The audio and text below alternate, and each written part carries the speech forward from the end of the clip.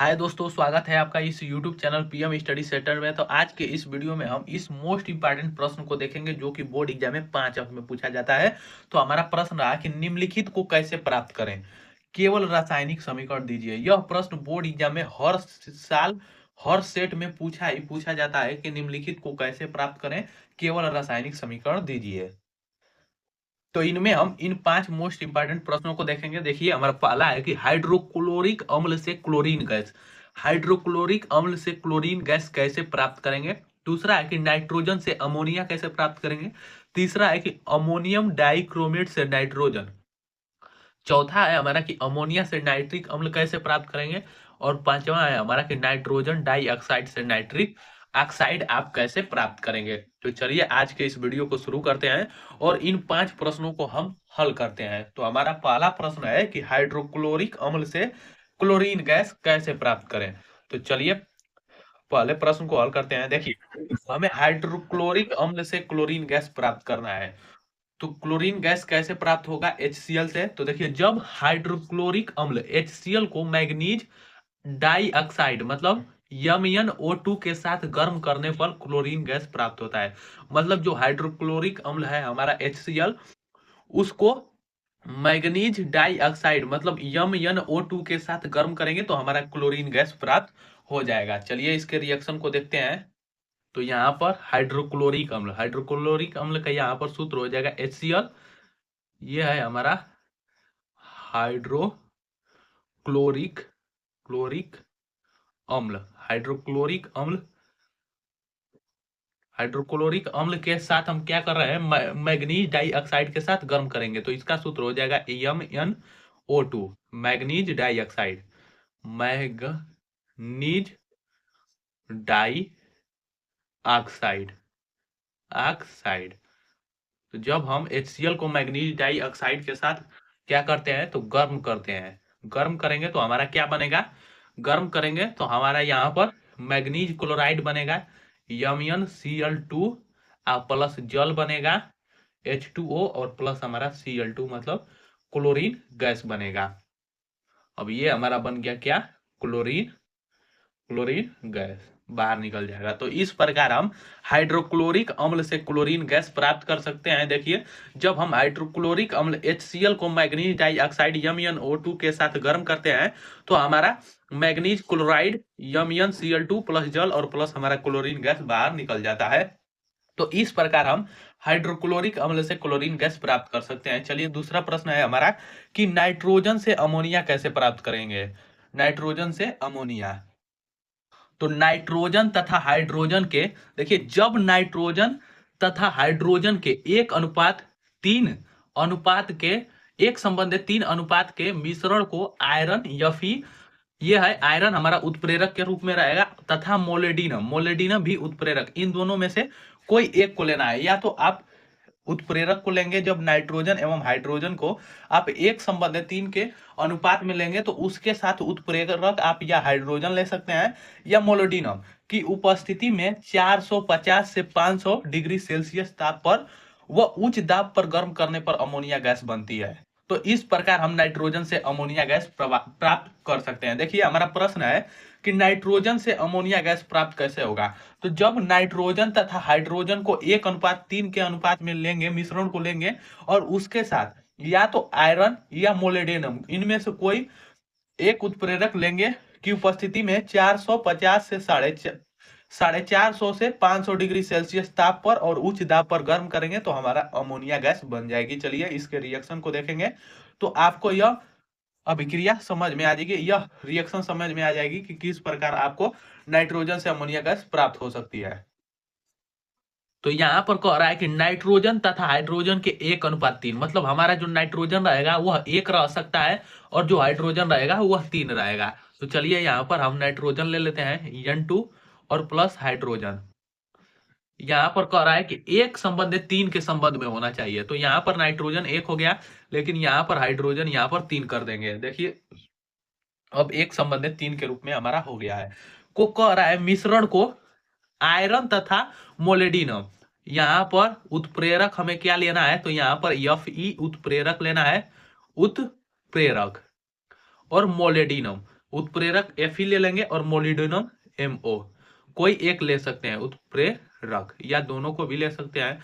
कह रहा है कि उत्प्रेरक की उपस्थिति में 450 से 500 डिग्री सेल्सियस ताप पर, मतलब ये हमारा जो ताप रहेगा वह 450 डिग्री से 500 डिग्री सेल्सियस ताप रहेगा, तथा उच्च दाब पर गर्म करेंगे। देखिए, और उच्च दाब भी यहाँ पर रहेगा, उच्च दाब। देखिए क्या होना चाहिए, किसकी किसकी उपस्थिति होनी चाहिए। देखिए, आपको यहाँ पर आयरन और मोलिब्डेनम की उपस्थिति रहनी चाहिए, और उसके साथ यहाँ पर 450 से 500 डिग्री सेल्सियस ताप और उच्च दाब होनी चाहिए, तभी हम नाइट्रोजन से अमोनिया गैस प्राप्त कर सकते हैं। तो जब यह क्रिया होगी तो हमारा क्या बनेगा, यहाँ पर अमोनिया बनेगा। अमोनिया का सूत्र क्या होता है, तो NH3, ये होता है हमारा अमोनिया। अमोनिया बनेगा प्लस हमारा 22,400 कैलोरी, कैलोरी ये होगी उष्मा मुक्त होगी, ये ऊर्जा मुक्त होगी।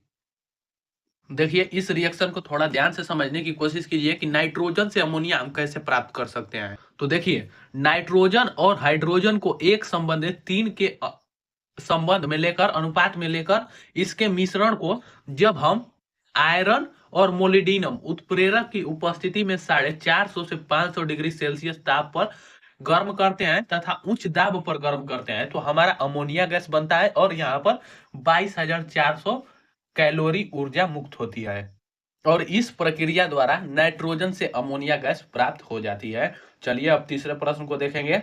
3 नंबर प्रश्न है हमारा कि अमोनियम डाइक्रोमेट से नाइट्रोजन। देखिए, अमोनियम डाइक्रोमेट से नाइट्रोजन गैस कैसे प्राप्त होगा। तो देखिए, जब अमोनियम डाइक्रोमेट को गर्म करने पर chromic oxide Cr2O3 nitrogen gas तथा जल प्राप्त हो जाता है। देखिए, जब हम अमोनियम डाइक्रोमेट को क्या करेंगे, गर्म करेंगे, तो हमारा यहाँ पर क्रोमिक ऑक्साइड, इसका सूत्र है Cr2O3, और यहाँ पर नाइट्रोजन गैस हमें प्राप्त हो जाता है। चलिए इसके रिएक्शन को देखेंगे तो आपको यह समझ में आ जाएगा कि अमोनिया डाइक्रोमेट से आप नाइट्रोजन गैस कैसे प्राप्त कर सकते हैं।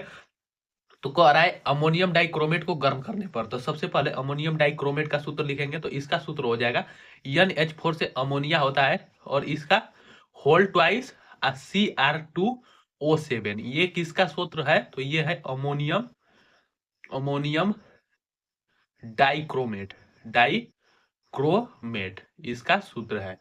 तो इसको क्या करते हैं, इसको गर्म करते हैं, तो हमारा क्या बन जाता है, Cr2O3, ये क्या है, तो क्रोमिक ऑक्साइड है, क्रोमिक ऑक्साइड, क्रोमिक ऑक्साइड बनता है, अब प्लस यहाँ पर H2O जल बनता है, और प्लस हमारा नाइट्रोजन गैस N2, ये नाइट्रोजन गैस बनता है, बाहर निकल जाता है।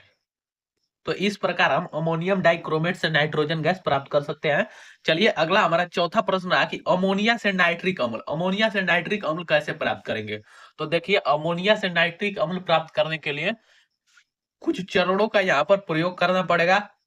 अमोनिया से हमारा नाइट्रिक अम्ल एक बार में नहीं प्राप्त हो सकता है, इसके लिए यहाँ पर कई बार रिएक्शन कराना पड़ेगा। तो चलिए मैं आपको यहाँ पर डायरेक्ट बताता हूँ कि अमोनिया से नाइट्रिक अम्ल कैसे प्राप्त करेंगे। देखिए, अमोनिया से नाइट्रिक अम्ल हमें प्राप्त करना है, तो सबसे पहले अमोनिया का सूत्र लिखेंगे NH3, ये है हमारा अमोनिया, अमोनिया। देखिए, अमोनिया का हम क्या कराएंगे, सबसे पहले ऑक्सीजन, मतलब ऑक्सीकृत कराएंगे, ऑक्सीजन से क्रिया कराएंगे।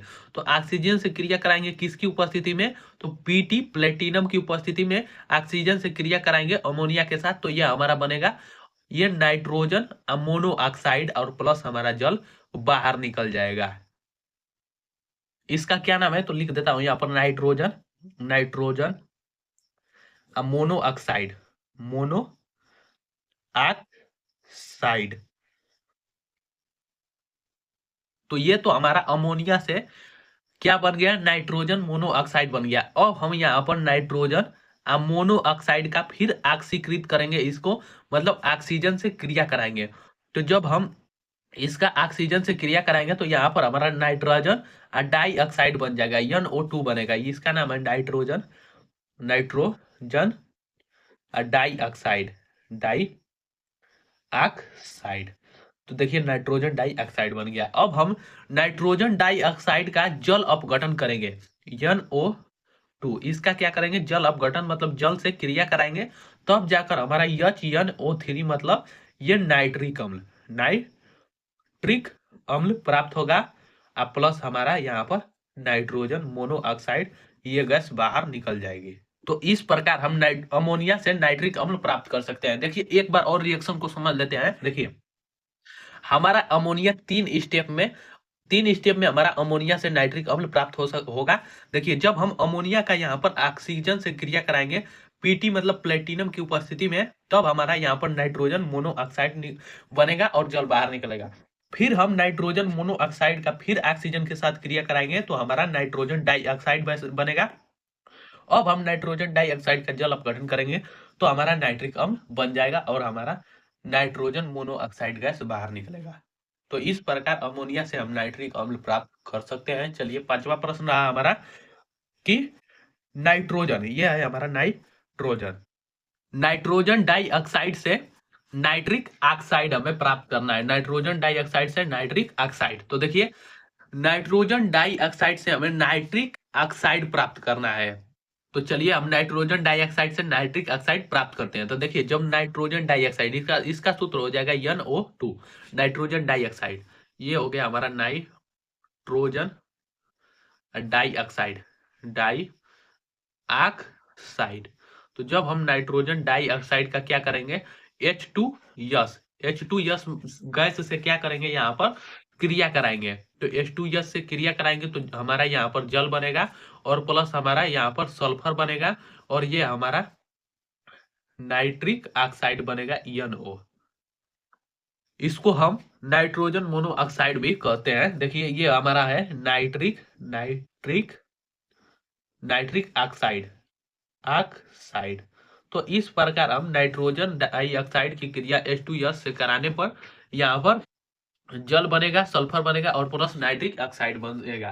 तो ये हो जाएगा हमारा कि नाइट्रोजन डाइऑक्साइड से नाइट्रिक ऑक्साइड कैसे प्राप्त करें। तो इस विधि से आप प्राप्त कर सकते हैं। तो आज के इस वीडियो में बस इतना ही, मिलते हैं नेक्स्ट वीडियो में।